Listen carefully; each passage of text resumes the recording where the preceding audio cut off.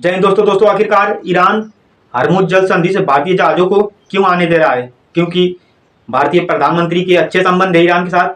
नहीं दोस्तों ईरान के एक मंत्री ने, जब पत्रकार ने सवाल किया कि आखिरकार आप भारतीय जहाजों को, जिस पर भारतीय तिरंगा लगा है, जिन जहाजों पर आप उन्हें क्यों जाने दे रहे हैं, तो वहां के मंत्री जी ने बोले कि हम वहां के प्रधानमंत्री की वजह से नहीं ये जहाज जाने दे रहे हैं, हम वहां की जनता, जो वहाँ की जनता है वह जनता बहुत ही अच्छी है, क्योंकि वह युद्ध में वहाँ की सरकार हमारे साथ नहीं थी, लेकिन वहाँ की जितनी भी जनता है हमारे साथ खड़ी रही और उसने इस युद्ध की निंदा की।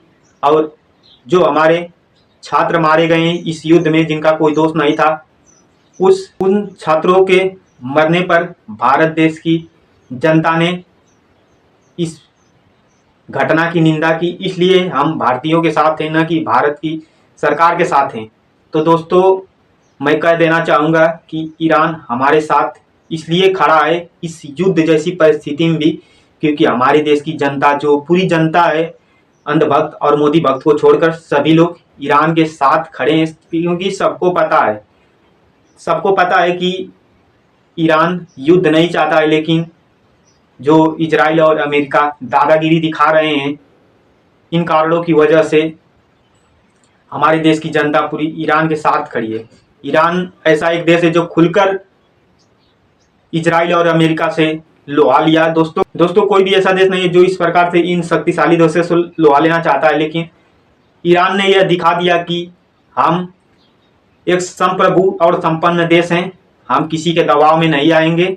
लेकिन हमारे देश की यही सरकार देख लीजिए, जो कि किस प्रकार से जहां पर लाभ होता है वहां पर नहीं जा रही है सरकार। जहां से डीजल, पेट्रोल और एलपीजी हमारे देश में आता है उसकी साथ नहीं दे रही है, बल्कि ना जाने कौन सा लाभ हो रहा है। अभी अमेरिका ने भारतीय आयात निर्यात पर कितना टैरिफ लगा दिया था, आप लोग जानते ही होंगे। फिर भी सरकार को समझ में नहीं आया और अमेरिका के ही साथ खड़ी है सरकार। तो सरकार से मेरा निवेदन है कि आप भारतीय जनता के हित के बारे में सोचें, न कि राजनीति विचारधारा से बंधे रहें।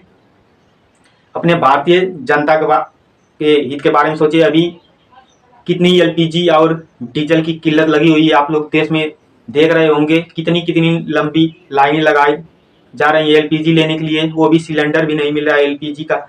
और पेट्रोल पंप पे आप लोग देख रहे हैं कितनी भीड़ लगी हुई है।